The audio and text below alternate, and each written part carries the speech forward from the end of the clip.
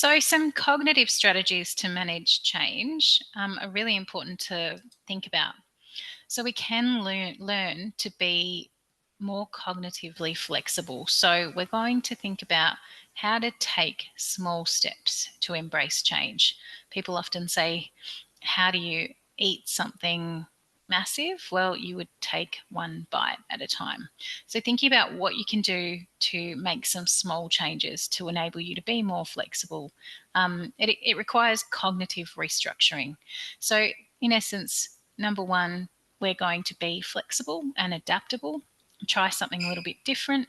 So maybe the next time you go into a meeting or sit in the lunchroom, you might try a different position, or you might talk to somebody different. I mean, we're doing a little bit of this with you each time we meet.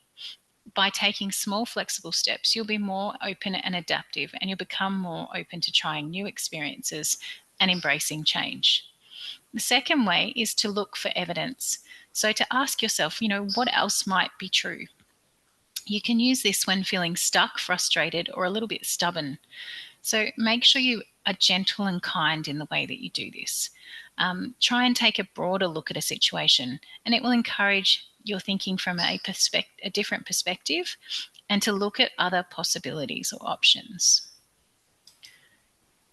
Focusing on empathy is another way. Understanding another's experience, their processes, routines, and methods will help you to build cognitive flexibility.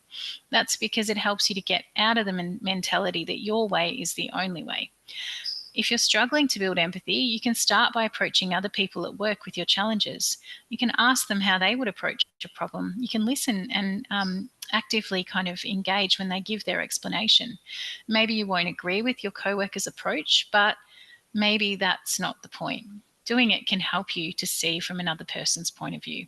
Plus, listening can improve your empathy and make you a better learner. You'll start to see that there's several ways you can approach one problem, and you'll also grow your knowledge of the ways other people do things too, which is really important. So another way is to interrupt and redirect your thoughts.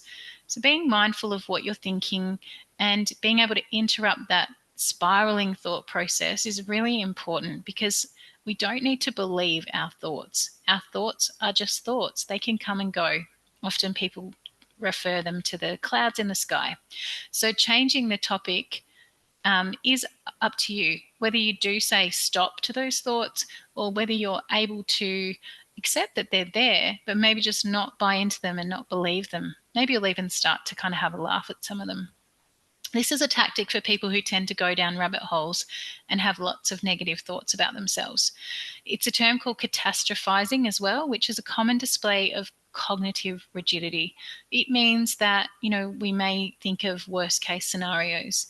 So in this case, redirecting our thoughts can be, and being mindful of what we're thinking, aware of those thoughts that are coming in, because we do have, so many thoughts per day, and most of them go unchecked and we're just not aware. So if you can become aware, notice them and interrupt them so that you can change the topic and the thoughts become less dominant.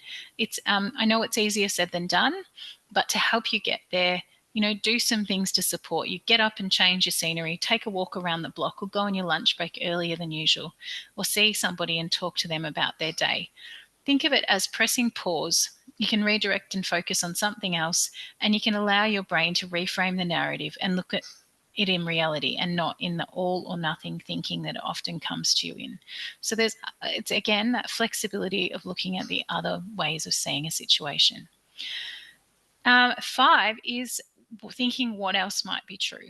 So with cognitive flexibility, you can think what else might be true. Maybe someone didn't do something because you thought that they did it because of you, but maybe they were sick, or maybe they got told not to do it, or maybe they had something come up that you didn't know about. So it's looking at all those maybes and being able to think of it in an externalizing way and not always in an internalizing way is really healthy.